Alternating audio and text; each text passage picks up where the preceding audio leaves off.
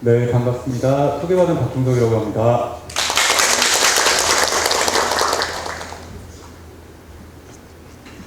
네, 저는, 먼저 소개해주신 김혜남 선생님보다 아주 후배 정신과 의사고요. 굉장히 평범한 정신과 의사입니다. 그리고, 이거 제가 너무 문제는군요. 우선 드리고 싶은 말씀이 앞에서 대표님께서 말씀해 주셨지만, 토요일 저녁에 이렇게 귀한 시간에 이렇게 저와 오셔서 이렇게 집중해 주실 만한 그렇게 재밌는 내용인가, 그거는 제가 자신이 사실 없습니다. 그래서, 그리고 또 다들 김혜남 작가님의 어떤 말과 강의를 기대하면서 오셨을 텐데, 아마 대부분의 강의는 제가 하게 될 거라 가지고 굉장히 죄송스러운 마음이 있고요. 하지만 생각했던 것보다는 그래도 조금이라도 더 재밌는, 그래도 여기 멀리 오신 것만큼 여러분들이 뭐 한 가지는 마음에 담아갈 수 있도록, 뭐 한 가지는 그래도 잘 왔다, 이거 하나는 건져간다는 생각을 할 수 있도록 아주 컴팩트하고 짧은 강의, 지루하지 않은 강의, 그리고 지겹지 않은 강의 할 수 있는지 모르겠지만 최선을 다해보도록 하겠습니다.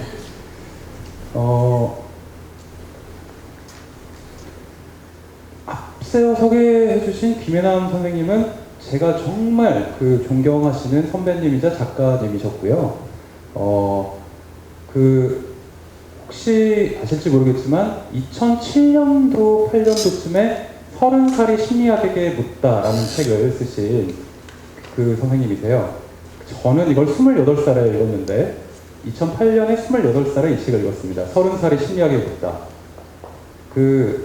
저뿐만 아니라 이게 제가 알기로는 90만 권 가까이 팔렸는데 맞나요? 대표님? 100만 권 조금 안 되게 팔렸죠? 90만 권 정도 팔린 걸로 알고 있습니다. 말이 90만 권이지 영화도 아니고. 지금 요새는 사람들이 심리학에 굉장히 많이 관심을 가지고 있고, 심리학 책이 굉장히 많아서 교보문고나 반대미니스 같은 데 가면은 심리학 섹션이 따로 있을 정도로 사람들의 관심이 높아졌지만, 그때는 사실 10년 전에 우리나라가 심리학의 불모지였어요. 심리학 저서나 심리학 책이 지금처럼 이렇게 많이 팔리진 않았어요. 그런데 어떻게 보면 첫 스타트를 선생님이 끊어주셨고, 굉장히 그 뒤로 많은 사람들이 이 책에 감명받고 나도 후에 심리학 책을 써보겠다, 이런 생각을 하신 분들이 굉장히 많아요. 그래서 저도 그중 한 사람이고, 저도 언젠가 선생님과 함께 글을 쓸 수 있으면 좋지 않을까라는 생각을 11년 전에 했습니다. 저는 이런 사람이고요. 예, 굉장히 어색한 포즈로 느끼한 자세를 취하고 있습니다. 꼭 저렇게 찍으라고 출판사에서 강요를 하더군요. 뭔가를 생각하는 듯한. 굉장히 힘들었습니다. 사진 찍는 게 보통 일이 아닙니다. 그리고 멋있는 척하기가 굉장히 어려운 일인데, 아무튼 저는 이런 사람이고요. 오늘 말씀드릴 거는요, 나의 무게, 인생의 무게에서 가벼워지기. 굉장히 어려운 주제인데요. 여기 오신 선생님들, 그리고 여러분들 다들 요새 굉장히 힘드시고 고민이 많으시고, 그리고 누구나 한 번쯤은 우울해 보셨을 거라고 제가 감히 생각을 해요. 여기 혹시 오신 분들 중에 나는 살면서 한 번도 우울했던 적이 없다, 있으세요? 손 드신 건가요? 아니죠. 나는 살면서 한 번도 우울했던 적이 없다, 한 번도 고민이란 걸 해본 적이 없다, 있으세요? 아마 없을 겁니다. 네. 그리고 제가 앞서 말씀드렸듯이 좀 편하게 들어주세요. 제가 강의를 굉장히 여러 번 해봤고, 북콘서트도 이번이 5번째인데, 사실 앞에서 얘기하는 게 굉장히 힘듭니다. 부끄럽고 쪽팔리고, 그리고 우리나라 대부분의 사람들이 강의를 정말 지겹고 재미없어요. 그쵸? 정말 재밌는 영화도 요새는 유튜브에서 영상이 재미가 없으면 1분 지나면 끊는데, 강의를 하루 몇 10분간 뭐가 그렇게 재밌다고 처음 보는 사람, 연예인도 아니고 얼마나 지겹겠어요. 이해합니다. 그런데 앞에서 하는 사람은 어떻겠습니까? 정말 힘들어요. 부담됩니다, 진짜. 그래서 조금만 웃어주시고 조금만 너그럽게. 어차피 여러분들이 기대를 거의 안 하신 거 알아요. 하지만 생각보다는 재밌을 겁니다. 생각보다는. 네, 중간에 스마트폰 하셔도 되고 전화만 받지 않으시면 됩니다. 굉장히 자유롭게 진동 누를 필요도 없어요. 벨소리가 오르면 오른 대로 정말 편하게 부담 없는 강의 제가 한번 할 테니까 릴렉스해서 느낌 그대로 가서 편하게, 정말 편하게 되고. 어차피 지금 우울증 얘기를 할 건데, 불안 얘기 할 건데, 주제가 좋은 겁니까? 주제만 해도 이미 머리가 굉장히 어렵습니다. 좋은 얘기하러 왔으니까 아니에요. 마음이라도 좀 편하게 들어주세요. 자, 제가 첫 번째로 얘기할 게, 나의 무게. 사람들이 요새 왜 이렇게 심리학에 관심이 많을까? 사람들이 왜 이렇게 요새 고민이 많을까? 하루에, 오늘 토요일도 제가 저희 병원에서 30명 보고 왔습니다. 토요일 10시부터 3시까지. 왜 이렇게 토요일에 정말 저 같으면은 토요일에 일도 안 하고 그냥 오늘 날씨도 좋은데 어디 놀러 가기로 했는데 얼마나 고민이 많고 답답하시면 꼭 오셨을까? 이렇게 많이. 자, 요새 사람들이 이렇게 고민이 많아진 이유가 뭘까요? 나에 대해서 고민한 이유가 뭘까요? 저는 첫 번째는 비교와 열등감이라고 생각을 해요. 자, 그러면 30년 전에는 비교와 열등감이 없었을까요? 20년 전에, 10년 전에는 비교와 열등감이 없었을까요? 있었어요. 근데 사람들이 왜 이렇게 요새는 비교와 열등감에 꽂히고 민감하고 걱정하게 됐을까요? 왜? 10년 전, 20년과 뭐가 달라졌을까요? 아시는 분? 네. 틀려도 됩니다. 편하게. 예, 말씀하세요. 네? 과도한 경쟁사회. 예, 그것도 하나죠. 과도한 경쟁사회. 또, 뭐가 있을까요? 예. SNS 정답입니다. 박수 한번 주세요. SNS. 30년 전에는 전화가 많지 않았고, 20년 전에는 핸드폰이 몇 명 없었고, 10년 전에는 카카오톡이 없었어요. 지금은 카카오톡, 페이스북, 인스타그램 다 있죠. 제가 어렸을 때는, 저는 1981년생인데, 제가 어렸을 때는 우리 같은 반의 부잣집 친구가 얼마나 잘 사는지, 나랑 뭐가 그렇게 다른지 알 수가 없었어요. 다 똑같은 교복 입고, 다 똑같은 급식 먹고, 다 비슷비슷 고만고만하게 살지, 진짜 이 친구가 실제로 얼마나 잘 사는지 알 길이 없었어요. 요새는 어떻습니까? 이 친구가 내가 어느 회사 다니는지, 이 친구 집이 어딘지, 주소가 어딘지, 그럼 집값이 얼마인지, 전세인지 자간지, 너무 많은 TMI가 있죠. 너무 많은 과도한 정보를 우리가 공유하다 보니까 내가 아무리 난 비교하지 않아, 나는 나만의 길을 갈 거야, 다른 사람과 난 비교하지 않겠어, 아무리 해도 카카오톡을 탈퇴하지 않는 한, 페이스북을 안 하지 않는 한, 자기가 사회적으로 스스로 고립되지 않는 한 비교당할 수 없는 사회, 비교당할 수밖에 없는 열등감에 노출된 사회에 있다. 그런 게 대한민국이다. 인정하십니까? 맞습니까? 맞죠? 정말로 비교당하기 너무 좋고 열등감을 느끼기 너무나 쉬운 그런 우리나라에 살고 있다. 전 그렇게 생각합니다. 드라마만 봐도 그렇고 아이들이 학생 때부터, 어렸을 때부터, 심지어는 사립초등학교 때부터 서열이 나눠지고, 내가 중학교 때 몽클레어 패딩을 입어야 아이들한테 되게 잘난 척을 할 수 있고, 내가 좋은 옷을 입지 않으면, 심지어는 제가 이런 일을 겪었어요. 제가 중학교, 고등학교 학생들 가끔씩 상담을 하러 가는데 아이들의 고민이 요새 뭘까 물어보니까 왕따나 응따 이런 거 요새 학생들 굉장히 많은 거 아시죠? 여기 굉장히 젊으신 분들도 있고 나이가 조금 있으신 분들도 계신데, 요새 중학생들 한 반에 몇 명인지 아십니까? 아시는 분? 25명입니다. 25명인데 정답이에요. 네, 25명이에요. 5명씩 5급으로 나뉩니다. 아이들이. 자기들이 짜여져요. 흔히들 말하는 1층 그룹, 그리고 중상위 그룹, 보통 그룹, 그리고 아이들이 흔히 얘기하는 거지 그룹이 있어요. 요새 애들이 굉장히 단어가 세요. 아이들이 얘기하는 다 거지 그룹은 뭐 임대 아파트, 뭐 빌라 이런 데 사는 애들. 그리고 요새 중학생들, 초등학생들 아이들 출석부 옆에는요 어느 아파트 사는지 적혀 있습니다. 담임 선생님 출석부에. 뭐 김철수 반포 자이 아파트 땡땡. 그리고 김영희 땡땡 뭐 휴먼시아 뭐 이렇게 적혀 있어요. 아이들이 어렸을 때부터 어떻게 비교로부터 자유로울 수가 있겠습니까? 굉장히 스트레스에 노출되는 환경에 살고 있고, 이런 환경에 있는 아이들한테 평정심을 가져라, 비교하지 말라, 너는 소중해, 너는 뭐든지 할 수 있어 해봤자 저희 때랑은 달라요.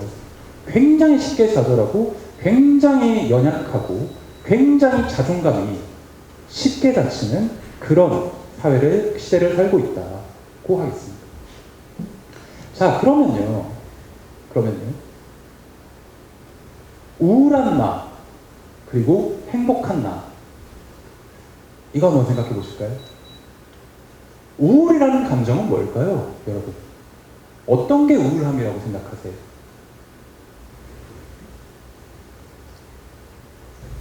선생님? 예, 맞습니다. 눈이 마주쳤네요. 네. 네. 갑자기 선생님 질문하시니까 당황스러워. 굉장히 그렇죠. 이겁니다. 갑자기 지금 무대에 있는 저도 그렇고 불안하고 심장이 빨리 뛰고 호흡이 좀 거칠어지고 얼굴이 새빨갛게, 이럴 때 우리는 도파민과 노르에피네프린이라는 호르몬이 상승을 하게 돼서 굉장히 초조해집니다. 이게 불안이죠. 그리고 이런 불안이 겹치다 보면, 그리고 이런 불안이 만성적으로 지속되다 보면 우울함이 생길 수도 있죠. 또 우울이란 감정이 어떤 걸까요? 또 혹시 얘기해 주실 분? 불행하다고 느끼는 것. 어떤 걸까요? 불행이라는 것은?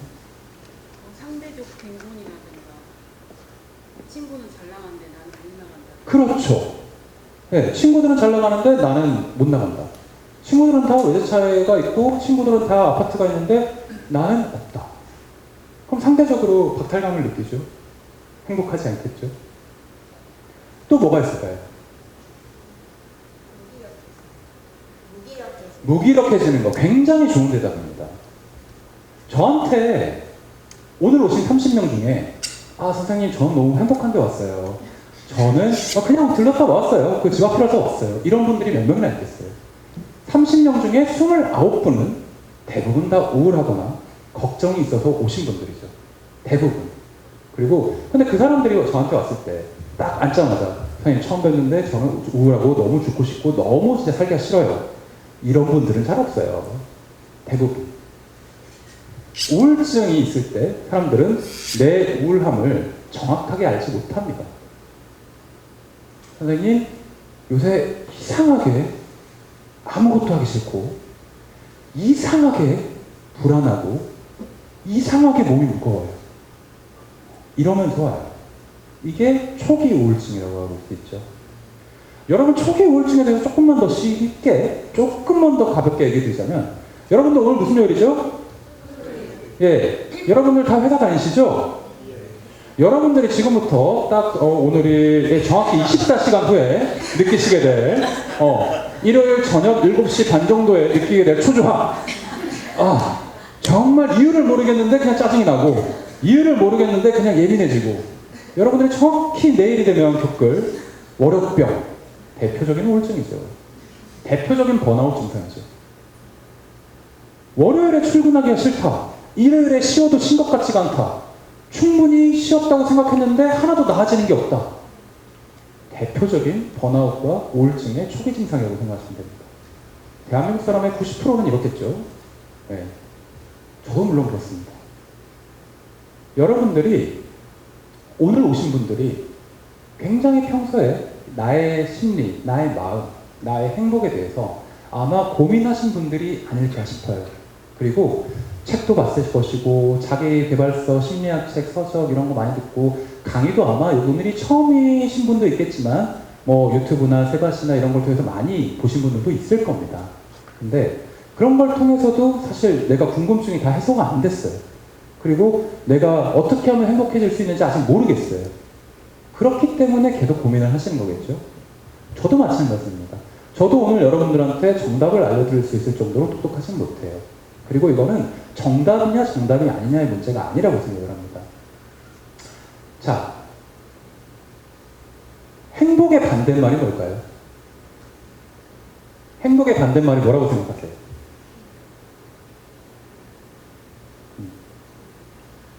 예, 불행이에요. 맞죠. 행복의 반대말은 불행이죠. 또 뭐가 있을까요? 행복의 반대말. 아까 얘기하신 무기력도 어떻게 보면 행복하지 않은 것일 거고. 또 뭐가 있을까요? 슬픔. 네. 맞습니다. 또 뭐가 있을까요? 비교. 맞죠. 자, 이렇게 다양한 대답이 나와요. 행복의 반대말, 비교, 슬픔, 무기력, 불행. 각자가 생각하는 여러분들의 어떤 기준에 맞는 어떤 이런 게 다 있을 거예요. 행복, 불행, 우울 이런 것들을 떠올렸을 때, 제가 이 말을 꺼냈을 때 여러분들의 머릿속에서, 여러분들의 기억에서, 해마치에서 아주 오래된 어떤 기억 같은 게 문득문득 생각을 스쳐 지나가는 분도 아마 계셨을 겁니다. 저희 책을 읽어보신 분들은 혹시 알겠지만 저희 책에서는 김혜남 작가님이 우울의 반대말이 뭐냐라고 얘기하시는 게 나아요. 저는 최초에 김혜남 선생님과 처음 만났을 때 김혜남 선생님께서 우울의 반대말을 박 선생은 뭐라고 생각하세요? 라고 했을 때 글쎄요, 행복인가요? 라고 대답을 했었어요. 저는 우울의 반대말이 행복한 건 줄 알고 옛날에는 생각했었어요. 근데 김혜남 선생님이 대답을 해주시길 우울의 반대말은 생동감이다. 생동감이다. 라고 하셨어요. 매일매일 살아서 움직이고 매일매일 뭔가를 변화하려고 하고 매일매일 조금이라도 내가 바뀌려고 우울한 상태에 묶여있지 않으려고 변하려고 뭔가를 하나라도 해보려고 하는 거. 그게 우울의 반대말이자 우울로부터 벗어날 수 있는 유일한 방법이다. 라고 말씀하셨어요. 저는 굉장히 어떡하는 느낌을 받았어요. 아, 역시 내공이 다르구나 생각하시는 게. 그리고 한 가지는 제가 이때까지 굉장히 많이 고민했었던, 우울했었던 생각이 그때 떠올랐었어요. 조금 분위기가 다운되셨는데 역시 우울에 대한 강의를 하다 보면 이렇게 됩니다. 필수적으로. 자, 사람들은 언제 우울할까요? 언제 제일 우울할까요? 저는 언제 제일 우울했느냐? 많죠. 심하게 많았습니다.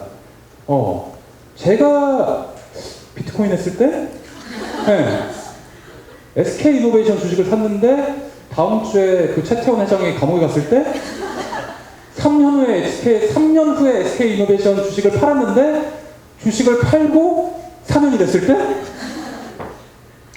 그리고 심지어는 저희 아버지가 저희 부모님이 저한테 유일하게 물려주신 땅이 있어요.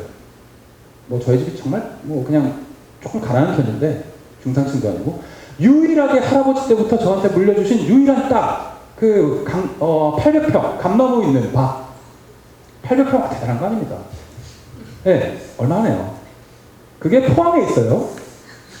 2017년에 우리나라에서 50년 만에 지진이 저희 땅의 한가운데에서 하필이면 제 땅이 8,000평도 아니고 8만 평도 아니고 딱 800평인데 지진이 한 번도 아니고 두 번이나 제 땅에서 지진이 나는 순간 저는 이거는 너무 하시는 게 아닌가 하느님이 저한테 생각을 해보세요.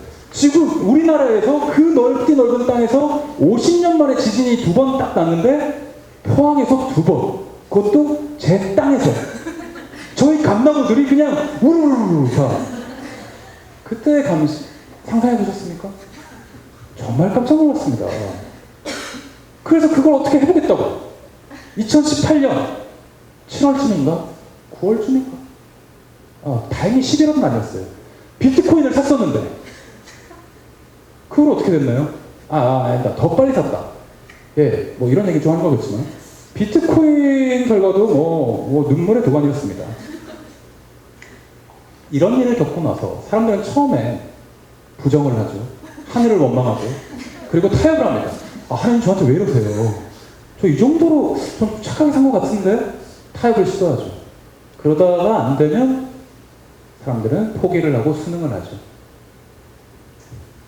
언제 사람들이 우울해지느냐? 저는 자존감이 무너질 때라고 생각을 합니다. 동의하세요? 동의하세요? 자존감이라는 건 뭘까요, 여러분? 자존감. 자아존중감 맞습니다. 맞아요. 또 뭘까요? 자존감이란 뭘까? 어떻게 생각하세요? 존재감. 나의 존재감을 인지하고 확인하는 것. 또 뭐가 있을까요? 자존감이란 뭘까요? 자기애. 맞아요. 자기애도 자존감의 한 부분입니다. 아유, 오늘 너무 잘 도와주고 계셔서 저의 마음이 한결같이 없습니다. 자기애, 자존중감, 자신감, 다 자존감을 이루는 어떤 한 부분들이죠. 여러분들 자존감 수업이라는 책 아시죠? 그 윤홍균 선배님께서 쓰신 베스트셀러, 굉장히 많은 분들이 읽으신 자존감 수업이라는 책인데, 부럽습니다. 네. 그런데 그 책에 대한 자존감이라는 부분이 굉장히 잘 나와 있어요. 근데 그 책을 읽은 사람들도 사실 자존감이 뭐냐 이러면 좀 헷갈리실 텐데 어렵지 않습니다. 자신의 가치를 얼마나 확신하느냐 이렇게 생각하시면 돼요. 자존감이란 내가 얼마나 가치 있는 사람인지를 내가 얼만큼 잘 알고 있느냐 딱 이렇게 생각하시면 돼요. 쉽죠? 쉽죠? 자, 그럼 여러분, 여기 오신 여러분들은 내가 얼마나 가치 있는 사람인지 확신하고 계십니까? 하세요? 왜 아닐까요? 저한테 물어봐 주세요. 저는 확신할까요? 아니에요. 이 책이 몇십만 권 팔리면 제가 자존감이 높아질까요? 확신할까요? 모르겠어요. 원빈 씨는, 원빈님이라 불러야 되나? 네. 그분은 태어났을 때부터 잘생겼으니까 자기 자존감이 항상 높았을까요? 모르겠어요. 여러분들이 자존감에 대해서 오해하시는 게 하나 있어요. 나는 자존감이 낮다. 나는 자존감이 높다. 나는 어린 시절에 상처가 있었으니까 자존감이 낮을 거야 라고 많이들 생각하십니다. 그렇게 많이들 물어보세요. 나는 어린 시절 부모로부터 상처를 받았으니까 자존감에 상처가 있으니까 평생 행복하지 못하고 누구를 만나도 내 마음을 솔직하게 표현하지 못할 거야 라고 생각합니다. 정말 안타까운 착각이에요. 여러분, 자존감은 항상 변하는 거예요. 바이오리듬처럼, 기분처럼. 어떤 학생이 수능을 마쳤다고 칩시다. 그 당일날 딱 찾아가서 학생 지금 수능을 마치셨는데 지금 자존감이 높은 상태인가요? 라고 물어보면 뭐라고 할까요? 죽고 싶다고 하겠죠. 아유, 뭐 장난해요? 뭐 꺼져요 이러겠죠. 시비 걸어요? 아저씨 누구예요? 이러겠죠. 자존감이 바닥인 상태예요. 그 사람이 1년 후 재수해가지고 서울에 있는 좋은 대학을 합격했다. 그날은 높은 상태겠죠. 그리고 이 친구가 4년 후에 취준생이 돼가지고 삼성전자에 3번쯤 떨어지고 그런 다음에 역시 그 대학원에서 공부를 막 하고 이럴 때는 또 자존감이 떨어진 상태겠죠. 우리 인생에서 불행한 일, 실패는 누구도 피해갈 수가 없는 이벤트고 그 자존감에 이렇게 파도를 치는 겁니다. 그래서 여러분들이 제가 어느 강의에나 물어보면 나는 자존감이 높다고 생각하시는 분 이렇게 손 들어보면 아무도 안 들어요. 낮다고 생각하시는 분들 이렇게 하면은 어때요? 한번 물어볼까요? 여기서 나는 자존감이 낮다고 생각하시는 분 손 들어보세요. 네, 이렇습니다. 정확히 이래요. 처음에 이렇게 들지 않고 이렇게 들어요. 자존감이라는 거는요 항상 변하는 겁니다. 여러분들이 여기 오실 때 낮던 자존감이 제 부족한 강의를 들고 조금이라도 기분이 좋아졌으면 요만큼 상승할 수도 있는 거예요. 그리고 언제든지 변할 수 있는 거. 내 노력 여하에 따라서 유연하게 변할 수 있는 그런 파도 같은 것이라고 하겠습니다. 자, 그러면 다음으로 넘어가서 불안이란 무엇일까? 불안이라는 뭘까요? 자신감 부재. 자신감의 부재, 나에 대한 확신의 부재. 또 뭐가 있을까요? 불안이란 뭘까요? 여러분, 사람들은 언제 제일 불안할까요? 언제 제일 불안할까요? 미래에 어떤 일이 일어날지 전혀 모르고 있어요. 미래에 대한 불안. 그렇죠. 우리나라가 어떻게 될지, 서울 집값이 어떻게 될지, 북한이 미사일을 진짜 쏠지, 어떻게 될지 모르니까 불안해하는 거죠. 불안이란 어떻게, 언제 제일 불안하셨어요? 뒤에 앉아 계신 분 중에 한번 뭐 얘기해 주시면 좋겠는데. 예, 스마트폰 하느라 바쁘시겠지만 그래도 한번, 예, 누구든지 말씀해 주십시오. 편하게. 언제 가장 불안하셨나요?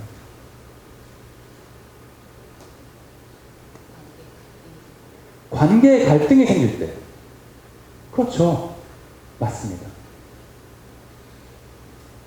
세 번째 줄을 보시면 뭐라고 적혀 있나요? 네. 결혼, 그리고 가족, 그리고 사람들은 어떤 큰 시험 앞에서, 인생의 큰 어떤 이벤트 앞에서 굉장히 불안해지게 돼 있어요. 대학, 수능, 취업, 연애, 결혼, 그리고 엄마가 되는 거, 그리고 부모님과의 어떤 관계에서 고민을 할 때 사람은 굉장히 불안해지게 돼 있어요. 여러분, 근데 불안은 나쁜 걸까요? 불안은 나쁜 걸까요? 저는 아니라고 생각해요. 불안이라는 거는 인간의 굉장히 원초적인 감정이에요.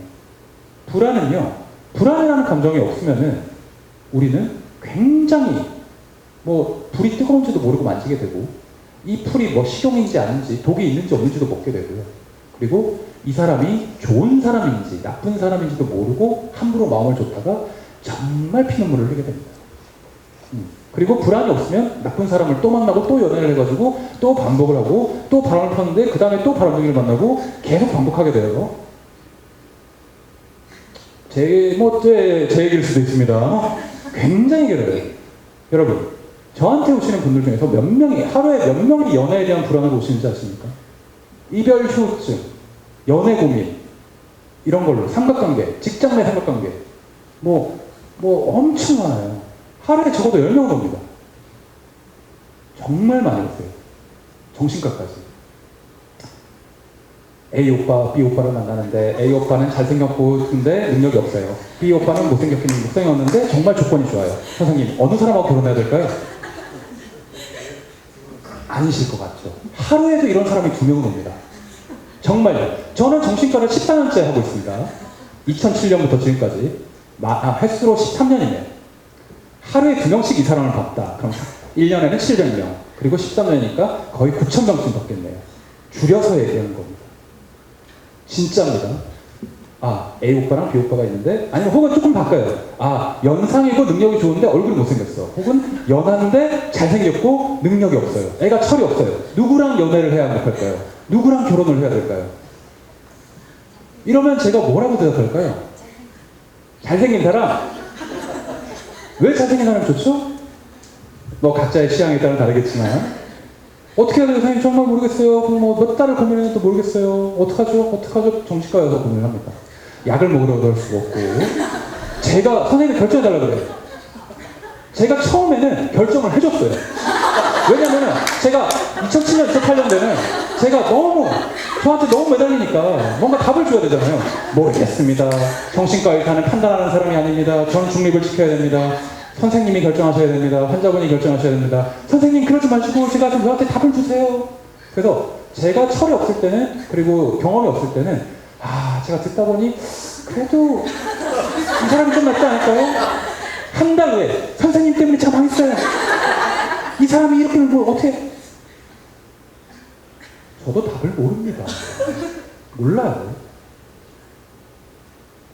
관계라는 거는 항상 불안한 거죠. 양갈래길에서 A냐 B냐 이 선택을 한다는 사람은 누구나 이 앞에서 굉장히 불안하고 고민되고 양가 감정을 가지게 되는 겁니다. 자, 이게 연애에서 이 정도지 결혼이라고 칩시다. 그 불안은 더 높아지겠죠.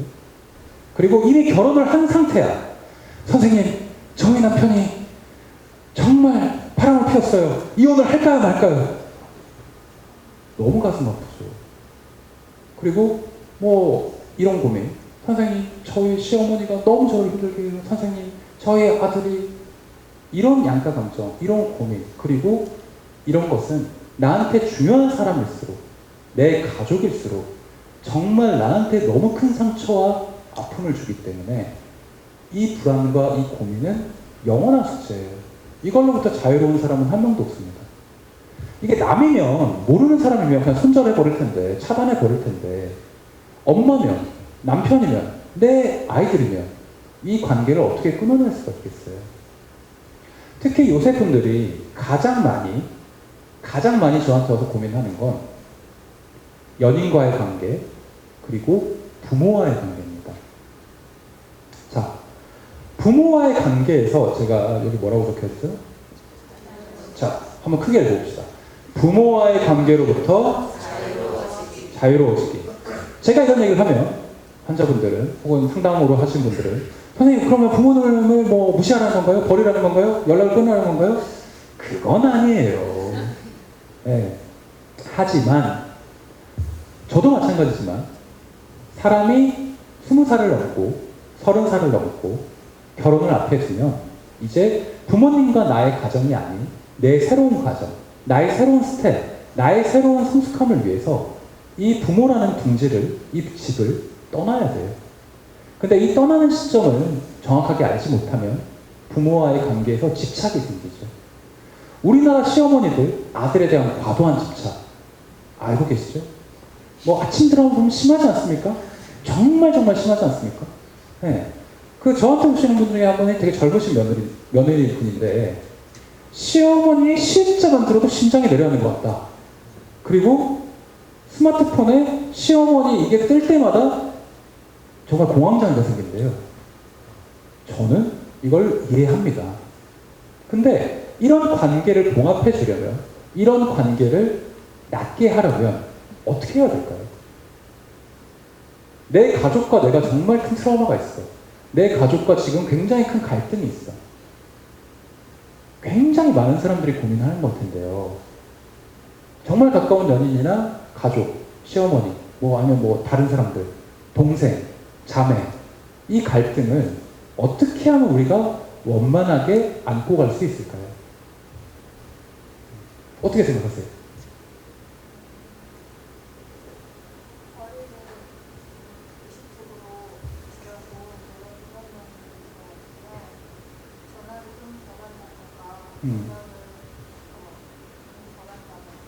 그렇게 하면 엄마가 되게 섭섭해하실 텐데 저희 집, 저 같은 경우는 어머님이 부산에 계세요. 전 부산 사람입니다.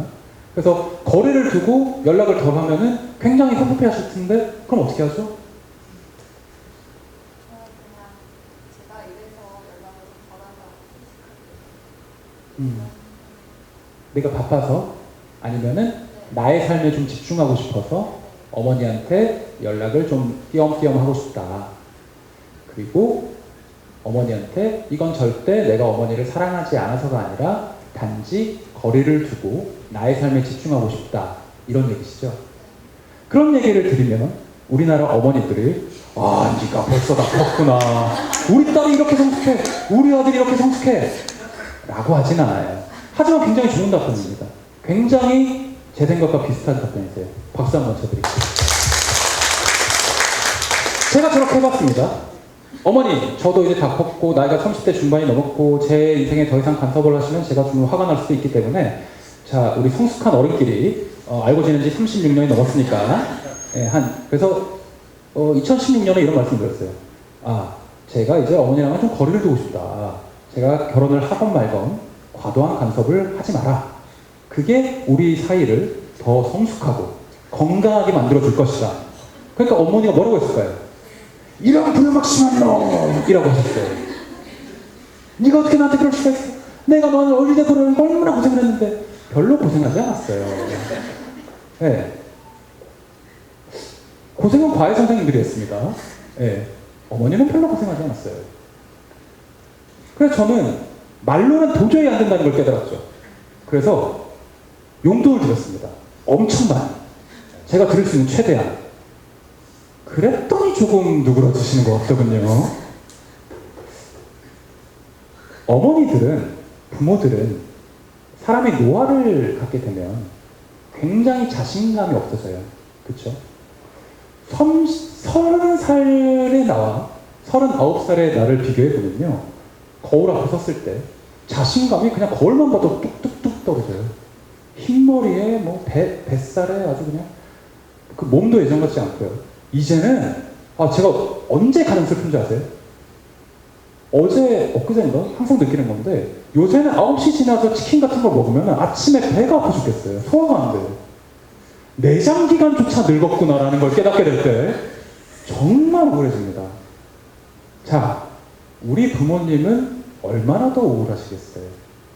나랑 이렇게 떨어져 있고 요새 굉장히 100세 시대다, 90세 시대다, 살날은 굉장히 아직도 많이 남았는데 내가 너무 외롭고 무가치해 보이고 자신감이 떨어지고 우리 부모님들도 굉장히 어떻게 보면 위기가 있어요. 갱년기 이런 얘기를 꺼내지 않더라도. 그런데 그래서 사람들이 굉장히 불안해요. 어머니가 혼자서도 저렇게 외로워하시는데 내가 어머니로부터의 관계를 떨어뜨리면 굉장히 우울해지지 않을까? 내가 그래도 아들인데, 내가 그래도 자식인데 어머니를 케어해야 되지 않을까? 그래도 이렇게 해야 되지 않을까? 그런 생각을 많이 해요. 자, 어떻게 해야 될까요? 저분이 아까 좋은 대답을 하나 주시는데 또 어떤 좋은 방법으로 부모님과 건강하게 거리를 둘 수 있을까요? 안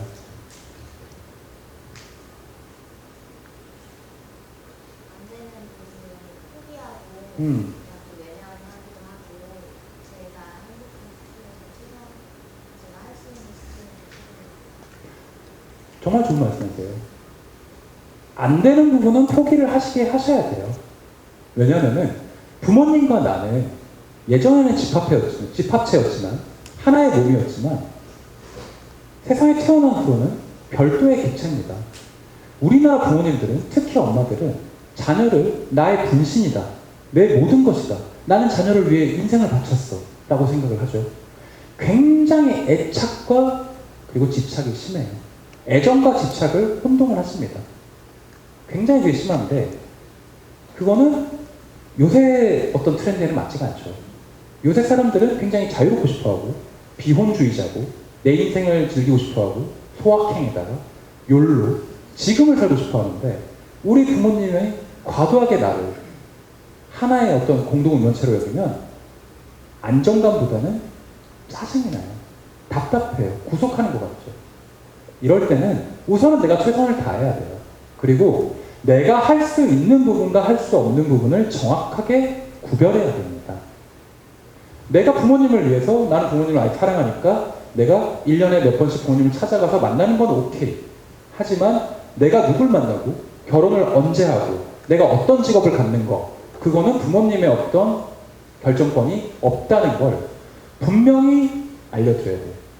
부모님이 나한테 관심을 가지는 건 내가 수용을 해야 되지만 간섭을 하고 과다하게 나의 인생을 통제하려고 하는 거, 그거는 반드시 안 된다고 말씀을 드리셔야 나중에 부적절한 분노가 쌓이질 않습니다.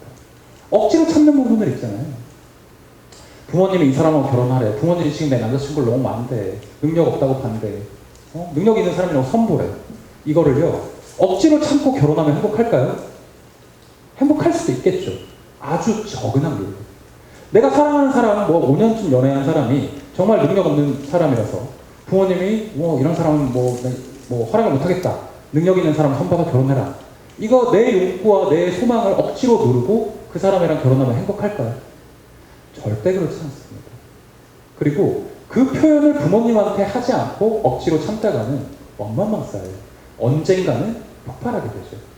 자기 마음에 솔직하지 못하게 되면, 자기가 원하는 거를 잘 모르게 되면 언젠가는 이 불안과 분노가 폭발하게 됩니다. 나와 무의식, 이게 무슨 말일까요? 방금 한 얘기예요. 내가 아무리 좋은 아들이 되고 싶고 좋은 딸이 되고 싶고 엄마가 원하는 대로 해도 이 꾹꾹 눌러왔던 무의식의 분노가 언젠가는 내 안에서 치고 올라올 거라는 거죠. 정말 정말 좋은 아이이고 싶어서, 좋은 딸이고 싶어서 나를 죽이고 부모님한테 나를 맞췄는데 그게 10년, 20년 자기가 엄마가 됐을 때 한꺼번에 터져서 눈물이 나요. 내가 왜 살았는지 모르겠다. 뭐 하면 살았는지 모르겠다. 여러분 스카이캐슬 보셨습니까? 스카이캐슬 보셨습니까? 거기 나오면 서울대 의대를 나오고 서울대 의대 교수가 되려고 평생을 노력했던 정준호 군이 열어난 강중산 교수라는 사람이 나옵니다. 그 사람이 자기 엄마한테 그래요. 평생 엄마가 원하는 대로 살았다. 평생 엄마가 원하는 대로 했다. 근데 지금 나이가 50인데 내가 누군지도 모르겠다. 내가 뭘 해야 되는지도 모르겠다. 나이 50에. 울부짖는 장면이 나와요. 정말 안타까운 일인데 그런 사람들이 너무나 많아요. 제 주변에 의사, 변호사, 능력 있는 사람들 정말 많습니다. 여러분 제가 왜 의대를 갔을까요? 슈바이처가 되려고? 아픈 사람들을 고치려고? 아니에요. 성적에 맞춰서 엄마가 가라는 대로 간 거죠. 저희 학교 한 학년에 한 120명 되는데 120명 중에 의대에 온 이유를 물어봤을 때, 솔직히 까놓고 물어봤을 때 115명 정도는 엄마가 가래서 왔을 겁니다. 혹은 나머지 5명도 크게 다르지 않을 거예요. 아빠가 가래서 왔든지 할아버지가 의사라서 왔든지. 변호사보다는 의사가, 그런 사람 한 명 봤습니다. 변호사보다는 의사가 쉬울 것 같다고 해서 의사가 온 친구가 한 명 있었습니다. 재수없는 놈이었죠. 나의 무의식, 내가 나를 속이면, 억지로 참으면 언젠가는 나의 무의식이 나를 공격하게 된다. 나를 원망하게 된다. 스스로 내 무의식과 나가 일치하지 못하면, 다른 얘기를 끊임없이 하면 자책하게 되죠. 끊임없이 자책하게 되죠. 내가 왜 그랬을까? 그때 엄마 말을 듣지 않을 걸. 그때 이 대학을 가지 말 걸. 그때 이 남자를 놓치지 말 걸. 그때 이랬으면, 저랬으면. 자책은요, 사람을 가장 우울하게 하는 거예요. 여러분. 나를 가장 힘들게 하는 거, 비교라고 생각하고, 사회라고 생각하고, 가난이라고 생각하실 겁니다. 근데 여러분, 다른 사람이 나한테 주는 스트레스는 한계가 있어요. 다른 사람은 나를 정말 빡치게 하고 화나게 할 수 있고 정말 우울하게 할 수 있지만 결국 나를 가장 힘들게 하는 거 바로 나 자신입니다. 동의하십니까? 동의하세요? 네. 저도 그랬어요. 제가 언제 제일 스스로 자책을 많이 했냐면요. 이때 이러지 말걸. 이때 이 직장을 때려치지 말걸. 교수하라고 했을 때 그 말을 들을걸. 돈 욕심을 내지 말걸. 비트코인을 하지 말걸. 이러지 말걸. 그 여자랑 결혼할걸. 이 여자를 놓치지 말걸. 더 가볼까요? 첫사랑을 놓치지 말걸. 첫사랑하고 잘 됐으면 어땠을까? 자책을 하고 과거에 살다 보면 이 사람은 여전히 그 우울의 동굴에서 빠져나올 수가 없어요. 여전히 오늘을 살지 못하고 과거에만 살게 됩니다. 이 자책의 굴레에서 벗어나서 부모로부터 자유로워지고 나한테 솔직해지고 관계에 대해서 건강하게 내가 어떻게 하면 내가 성숙하고 내 진짜 자존감을 찾을 수 있는 것이 우울로부터 벗어나는 가장 좋은 방법이고요. 그리고 우리가 그걸 찾는 방법은 아까 제가 말씀드렸죠. 생동감이다. 생동감이다. 라고 했어요. 예, 거의 강의 막바지 이루고 있는데 조금만 집중을 해주십시오. 이것만 듣고 가시면 돼요. 생동감을 가지려면 내가 이 자존감, 자책의 굴레에서 이 자존감이 바닥인 데서 일어나려면 어떻게 해야 되냐? 내 자존감을 높이려면 어떻게 해야 되냐? 뭐라도 해야 돼요. 뭐라도. 여러분, 사람이 하루아침에 바뀝니까? 절대 안 바뀌어요. 저 보세요. 저는요, 지금 개원한 지 6개월이 됐어요. 그로드 이탈리안즈에. 그리고 개원을 하면서 야심차게 지하 2층에 있는 그 노블 피트니스 회원권을 샀습니다. 내려갔죠. 한 달 얼마예요? 그러니까 그 사장님이 그러시더라고요. 한 달은 비싸고 6개월이 쌉니다. 그리고 1년을 하면 훨씬 싸요. 사장님, 저는 3번 이상 그 헬스장에 온 적이 없어요. 저는 저를 압니다. 한 달만 할게요. 선생님, 한 달은 12만 원이고 6개월은 48만 원이고 1년은 60만 원이에요. 라고 하더군요. 조금 솔깃하더군요. 선생님 무조건 1년으로 끊으시죠. 그래서 제가 또 속아서 나를 모르고 60만 원을 끊었어요. 1년치. 그리고 지금 6개월이 넘게 지났습니다. 12월 12일에 개업을 했고 그 휘트니스를 끊었으니까 지금 언제 6월 29일이니까 7개월 다 됐죠. 7개월 동안 제가 우리 병원은 4층이고 히트니스 그 헬스장은 지하 2층인데 엘리베이터만 타면 20초 만에 내려가는 헬스장을 7개월 동안 몇 번 갔을까요? 자, 이거 맞추시는 분한테는 제가 상품권 드리겠습니다. 몇 번 갔을까요? 10번? 자, 잠깐만. 2번 하시는데 제가 그 정도는 아니에요. 2번은 너무하지 않습니까? 첫날 갔으면 한 번인데. 자, 몇 번? 6번 아닙니다. 7번 아닙니다. 8번 아닙니다. 그보다 낮아요. 4번 맞습니다. 4번이라고 하신 분. 자, 정말 부끄럽지만 딱 4번 갔습니다. 그래서 제가 좌절에 빠졌죠. 역시 난 안 되는구나. 역시 난 생동감이 없구나. 역시 나는 우울감의 동굴에서 아직 벗어나지 못했구나. 그래서 제가 뭘 했을까요? 줄넘기를 샀습니다. 집에서라도 하려고. 집에서 저는 아침에 8시에 일어납니다. 알람 맞춰놓고. 그리고 10시에 출근을 하기 때문에 여러분 보통 10시, 8시에 일어나면 바로 8시에 딱 눈 뜨자마자 벌떡 일어나십니까? 아닙니다. 8시에 여러분 일어나시면 제일 먼저 뭘 하죠? 핸드폰을 보죠. 그래서 알람을 끕니다. 알람을 끄고 일어나야 되는데 알람을 끄고 카톡을 열어요. 그리고 인터넷을 하고 유튜브를 봐요. 저도 그렇습니다. 그래서 8시 50분까지 낄낄낄낄 되면서 아 출근하기 싫다 이러면서 50분의 시간을 낭비하고 8시 50분부터 씻기 시작합니다. 그래서 조금이라도 열심히 진취적으로 살아보기 위해서 핸드폰 하는 시간을 많이 줄이지 않고 20분 줄였습니다. 8시에 눈 뜨면 다시 일어나서 알람 끄고 다시 맞추는데 한 10분 정도를 소요하고 8시 10분부터 8시 반까지 유튜브를 봅니다. 뭐 웹툰을 볼 때도 있고요. 그리고 오늘 날씨를 볼 때도 있죠. 그리고 8시 반부터 줄넘기를 합니다. 자, 처음엔 제가 몇 개나 했을까요, 줄넘기를? 100개? 20개? 처음에는 5개 하고 다리가 걸려서 줄넘기를 넘어지는 바람에 엄지발톱을 다쳐서 정말 스스로 아 이런 바보같이 진짜 비난을 하면서 그만뒀는데 처음엔 5개, 10개, 12개, 20개, 30개 지금은 8시 반부터 한 20분 동안 500개나 합니다. 네. 6개월 동안 그렇게 늘었어요. 하루도 안 하지 않았어요. 정말 애썼습니다. 사실 줄넘기 500개 그거 해놓고 내가 운동을 한다는 것 자체가 부끄러운 얘기입니다. 뭐 저를 자세히 보진 않으셨겠지만 제 팔, 다리에 어디든 딱 보면 이건 근육량이 정말 부족하다라는 걸 아시실 수 있어요. 그런데 줄넘기만이라도 하자. 그리고 조금이라도 변하자. 나는 조금이라도 뭔가를 해보자. 그래서 저는 피아노를 배웠고요. 한 달 만에 그만뒀지만 바이올린을 배웠고요. 2주 만에 그만뒀습니다. 축구 동호회에 나갈 수가 있습니다. 2번 나가고 사람들이 불친절한 것 같다는 느낌이 왠지 와서 사람들이 공만 차면 되지 너무 나한테 잔소리를 너무 많이 한다. 실수도 할 수 있지라는 이런 핑계를 대면서 안 나가기 시작했습니다. 저는 작년부터 지금까지 우울증의 터널에서 빠져나가기 위해서 적어도 40가지 새로운 시도를 했습니다.